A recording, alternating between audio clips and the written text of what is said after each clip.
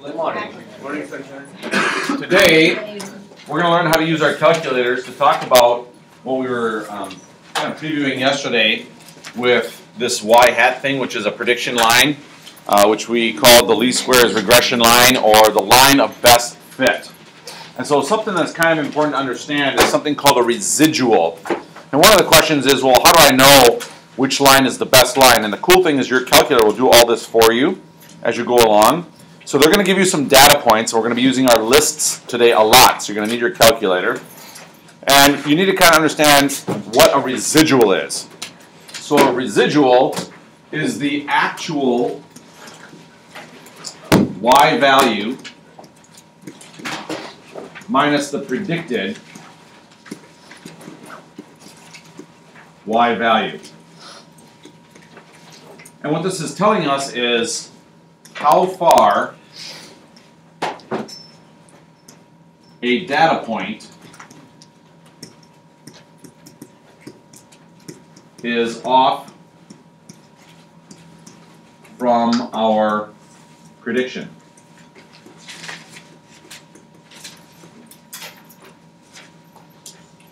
And the way that you find it for the residual is you take your y value, which is your actual data point, and you, sorry, my bad. I said it and I wrote it wrong. Take your actual y value and you subtract off your predicted y value. That's a residual. So this is the actual minus the predicted.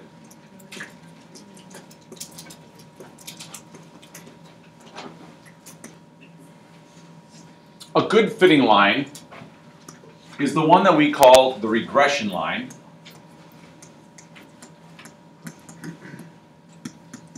And the reason, sometimes it's called the least squares regression line, is because its errors, or residuals, as we just call them, are the smallest. And the great news is that our calculator will figure that out for us.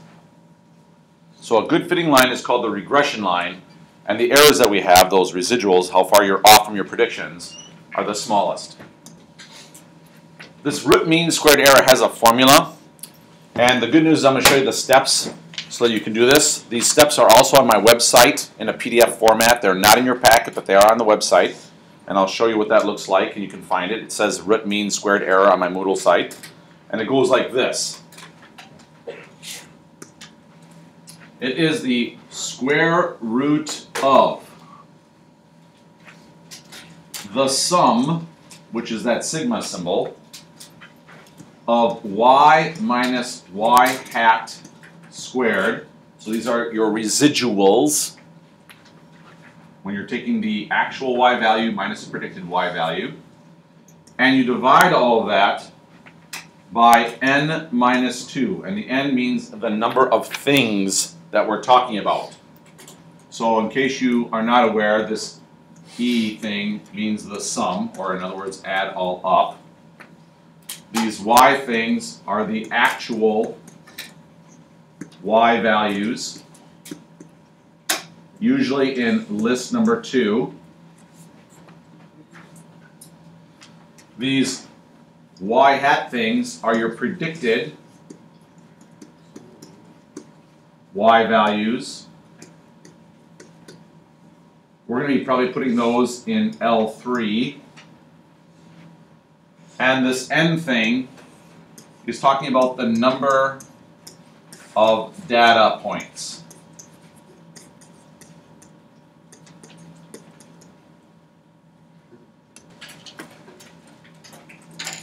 So put all of the stuff from the X list into L1. Put all the stuff from the Y into L2. And we'll pause, and after you've done that, I'll show you what to do with that next. L1 and L2. That's under the Stat menu, and then Edit, and then hit Enter. Okay, so what we've done is we've entered in all of our x's in list 1 under the Stat Edit Enter menu. In list 2, we put all of our y values. What we're going to do next is we're going to create a prediction line. We're going to create a prediction line. That's the y hat thing. So now I want you to go to Stat, and you can see the buttons on the right-hand side of the screen that are showing you the buttons that I'm pushing. So Stat, Calc, and if you arrow down to number 4, you'll see that it says Linear Regression. So we're going to do the linear regression line for this, and I want you to hit Enter, and then Enter. And it knows, this calculator knows, that if you put things in list 1 and 2, it automatically creates the regression information based on this. And so what you'll see is that they tell us that in our regression equation, we're going to use the equation y equals ax plus b, which means that a is our slope and b is our y-intercept. So this means that our prediction line, y hat, will be equal to 0.6 repeating x plus 3.146 repeat 41. Sorry, thank you. 416 with the 6 repeating. So as I write that, what that looks like, if I were to write it down, is it looks like y hat equals 0.6 with a bar over it, x plus 3.416 with a bar over it. Now we're only going to go to like maybe 2 or 3 decimal places, so we're going to truncate this just a little bit. But just so you know, that's what it's saying. The 0.6 is 2/3, and the other decimal represents something else that repeats as well. Now what we're going to do next is we're going to find a way to put this y equals into our calculator. So we go to our y equals in our calculator, and we're going to type in this equation. Bless you. So now go to your calculators, go to the y equals button, and let's put this in. 0.667, let's say, if we go to 3 decimal places, x plus 3.417 to 3 decimal places. So there's my equation. This equation, hit enter, this equation is our prediction equation. So they gave us some data, and this is saying based on the information that we stored, I'm going to predict what's going to happen from now on, no matter where I am. Okay, that's what's going on. Now what I could do is I could say, hey, with my data point of 2, 4, what did I think the y value was supposed to be? What did I think the y value was supposed to be when my x value was 3, so on and so forth. So I can actually take those numbers, 3, 4, 6, and 9, and plug them into the x. But I have a shorter way of doing that for you. And all of those things would be your predictions for y equals. So now in your calculator, what you're going to do is you're going to go back to Stats.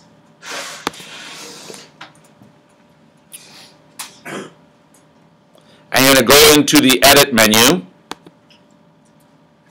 And you're going to arrow up to L3. Make sure that L3 is highlighted. Hit Enter. And now it says, what do you want L3 to be? And the way that you take care of this, so that if you had a list that was like 100 things long, you don't have to keep plugging in these numbers to find it, you're going to go to VARs, right where you see my arrow. It says VARS. And then you're going to go to YVARs. So you arrow to the right.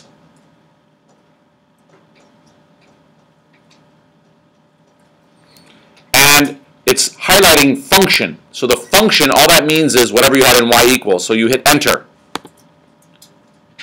And you'll see a bunch of lists of y. And we have something in our y1. That was a prediction equation. So now what you're going to do is you're going to hit enter again. And what you will see is the Y1 shows up here at the bottom of your screen. And what this is saying is the stuff that I'm going to put in list 3 is going to be based on my equation that I put in Y1, my prediction equation. And then you're going to put a parentheses. And what you're going to say is the thing I want to put in there, all the x values that I want to shove into that y equals equation, are the ones that were in my x list on the far left. The way that you do that is you hit the second button and then the number 1. And what that's telling you is that you wanted the list number 1. And then you close the parentheses. So this is saying, look at equation number 1, shove in all of my x values into that equation from my x list, which was in list 1, and tell me what my predictions would have been if I would have used my line. So now I go to enter, and everything you see in L3 are the y hat values. These are your predictions. So with the data point of 2 for the x value, what actually occurred was that 4 was the y value. But if I would have used my line, I would have gotten 4.751. That was 0.7 more than I thought I was actually going to get. So my data point is actually under my line. If I would have shoved in a 3, I actually got out a 7, but I thought I would have got a 5.418. So my data point is above what I thought I was supposed to get. So all of these things in list 3 are my predictions, my y hat values. Let's go back to our table, and let me show you what that means. So in my table, the things that are over here next, we're going to talk about y hat, or in other words, my prediction values. So now what I want you to do is on your paper, in your packet for your notes, I want you to put in, bless you, all these values. So now I got to write these down. So now I'm putting in where it says y hat, all the things that I saw in list number 3. So this is 4.751 if you haven't already done this, 5.418, 7.419, and 9.42. So these were all the predictions that I thought would happen. Now if you look back up to our formula for this root mean squared error, what you'll notice is that in the top part of the square root I see a y minus a y hat. And in list number 2 I have the y. In list number 3 I have the y hat. So in list number 4 what I'm going to put in here is I'm going to put in y minus y hat. Because I'm trying to accomplish the square root thing, the root mean squared error up above. So that's what I'm going to do next. So I'm going to go into my calculator now and show you how to do that. So if you go back to your calculator and you look now at list number 4. List number 4, if you arrow up, you've highlighted list number 4. Hit enter, and it's saying, what do you want to do? And what we want to do is we want to take all the actual y values which were in list number 2 and subtract off all the predicted y values which were in list 3. So you go second, number 2, minus second, number 3. And what this is saying is, in list number 4, because it's highlighted, put everything from list 2 minus everything from list 3 in that spot, and then hit enter. All of these numbers that you see are the residuals for each data point. So negative 0.751, 1.582, negative 1.419, and 0.58 are all the errors